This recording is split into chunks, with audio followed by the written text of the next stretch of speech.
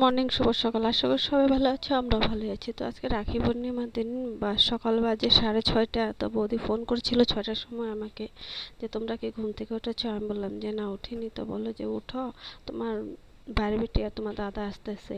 তো তাড়াতাড়ি করে উঠে ঘর দুয়ার সুরে টুরে পূজা দিয়ে নিলাম। তারপর ওরা মিলে 3 বোন মিলে দাদাকে রাখি পরিয়ে দিল। তো এখন আবার যাবে আমার মেজদির ঘরে, মেজদির 2 ছেলেকে রাখি বাঁধতে। তো দাদাকে বললাম আমার মেয়েকেও নিয়ে যাস। তো লাগে হাতে আমিও দাদারকে রাখি পরিয়ে দিলাম, আমার দাদা রাখি পরতে চায় না। তো ওরা সবাই চলে গেলো ঘরে, আমি চা নিয়ে বসলাম। তো ওর বাবা কালকে রাত্রে মুড়ি মেখেছিল, তো খায়নি, পুরাটা রয়েছে, কিছু টুকরা বেঁধে রেখে দিয়েছিল প্লাস্টিকের মধ্যে। তো ওটা নিয়ে বসে গেলাম। তো ফেলে দেওয়ার চেয়ে খাওয়াটাই ভালো। তো এদিকে ওর বাবা আর ছেলে গেছে ছেলের স্কুলের রেজাল্ট দেখাবে আর কপি চেক করাবে, আজকে মিটিং আছে। তো আমাকে বললো ছেলেকে পরে আমি টেকারে উঠিয়ে দিব। তো ওদিকে দুপুরে খাওয়া দাওয়া করে চলে যাচ্ছি ছেলে আর আমি। তো একটু দেরি করে যাচ্ছি কারণ ঘরে কিছু কাজ ছিল আর প্লাস্টিকের কিছু কাজ আমি নিয়ে নিয়েছি, কারণ ওখানে বসে থেকে তো লাভ নেই, কাজগুলো করতে হবে, তাই আমি নিয়ে নিলাম। আমরা ভিতরে ঢুকে তো আস্তে আস্তে চলো, এই পেনটা খুলে যায়। বড়দির বড় মেয়ের সাথে পাঠিয়ে দেবো মেজদির ঘরে, রাত্রে রাখিটাকে করে চলে আসবে। তো আবার ভাবলাম যে ঘরে আমি একা থেকেই বাকি করবো, যাই চলে যাই, আমিও কাজ নিয়ে চলে যাই, ওখানে বসে বসে কাজও করবো আর একটু ঘুরে আসবো। অনেকদিন হয়েছে দিদির ঘরে যাই না, তো আজকে চলেই যাই। আর পরে টাইম পাবো কি না, কারণ স্কুল খুলে গেছে এখন। তো হাঁটতে ইচ্ছে করেনি বলে রিক্সা নিয়ে নিয়েছিলাম, ওদের গেটের সামনেই নামিয়ে দিয়েছে আমাদের। তো বাইরের থেকে আমি মেয়েকে ডাকছিলাম, মেজদি বললো যে ডাকিস না, ওকেও ঘুমাচ্ছে। তো ঘরে ঢুকে দেখি সত্যি সত্যি মেয়ে ঘুমাচ্ছে, মেজদিও ঘুমাচ্ছে, আর বড়দির ছোট মেয়ে বসে বসে মোবাইল দেখছে। আমি ড্রেসটা চেঞ্জ করে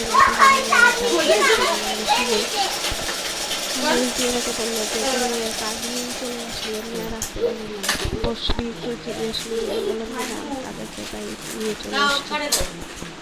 তো পদ্মের বড় মেয়েকে বলে দিয়েছিলাম চলে গেছে, তো চলে এসছে এখন, সবাই বসে পড়েছে রাখি পড়তে। তো আমরা চাটা খেয়ে নিয়েছি আগেই, কারণ অনেকটা রাত্র হয়ে যাচ্ছিল, পরে যদি খেতে যাই তাহলে আরও দেরি হয়ে যাবে। তো এদিকে বড়জন আগে রাখি পরানো শুরু করে দিল।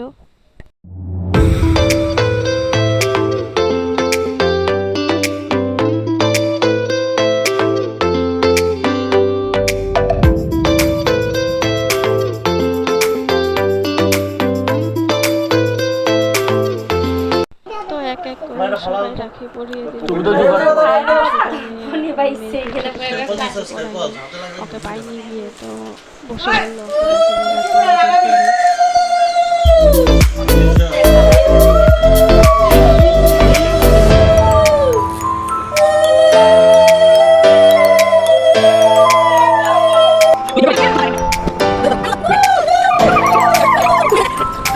তো এদিকে রাখি পরানো শেষ, এখন আমরা বেরিয়ে যাচ্ছি। আর এদিকে আমার মেয়ে হ্যাপিকে ধরে টানাটানি করছিল বলে আমার মেজ দিয়ে ওকে বকা দিল। আর এখন 8:30 বেজেই গেছে, ঘরে গিয়ে আবার রান্নাও করতে হবে, আমার হুলস্থুল লেগে গেছে, কতক্ষণে আমি ঘরে পৌঁছবো। তো ওদেরকে বললাম তাড়াতাড়ি বেরো তাড়াতাড়ি বেরো। তো ওরা কে শুনে কার কথা, দেখো। তো এদিকে দুজনে বেরোতে পারছে না, তো ওদেরকে একটা বকা দিলাম যে চাবি আমার কাছে। তো এদিকে ছোট জন জুতাই পরতে পারছে না, বললো যে তো জুতা পরতে থাকে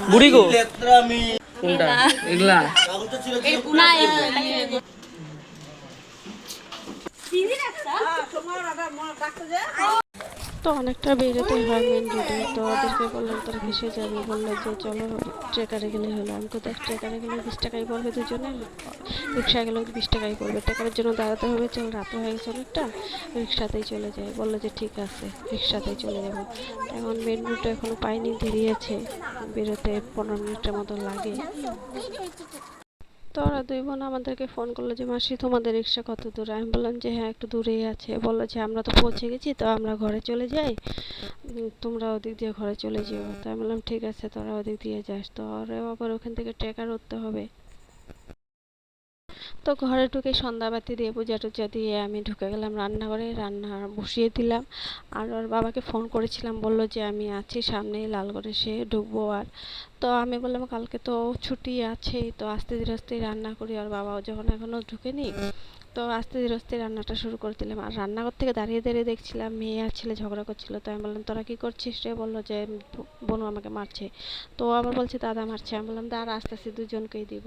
তো তো আজকে এই পর্যন্তই, কালকে আবার দেখা হবে তোমাদের সাথে। ভালো লাগলে লাইক করে দিও, সাবস্ক্রাইব করে দিও, কমেন্টে জানিও। Tata, bye bye, good night.